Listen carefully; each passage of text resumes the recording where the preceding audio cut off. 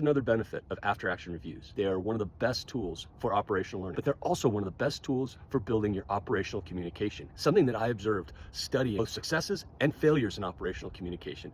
Studying these moments where communication really mattered, but everything fell apart. When I was doing investigation, people would tell me, oh, well, there was this thing that I wish I said and I didn't say it. So I would ask them, well, why didn't they say that thing that they thought was important? But one of the common denominators is they've never had a conversation like that before. Everybody thinks that when you're in a critical situation and you're seeing a hazard, you're seeing a risk, you're seeing a warning sign, you're gonna speak up, or your team is just gonna speak up. But it doesn't work that way. Most people think that that's what would happen, but most people have never done that. It's all sort of theoretical.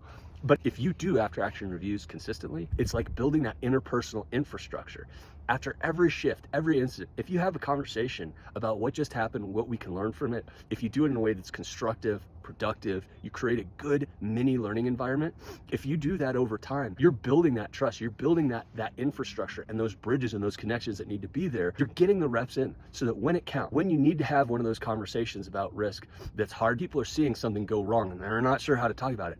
You've already had those conversations. You've done it dozens of times, maybe hundreds of times, or even thousands of times. You've had conversations about work, about risk. If you do that, it's gonna set the stage for people to be able to say the right thing at the right time, in the right way, to the right person on the team. Why?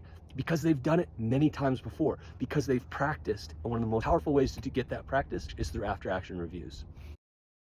Gotten a lot of feedback on my after-action review videos. People have asked, well, how do you actually do an after-action review?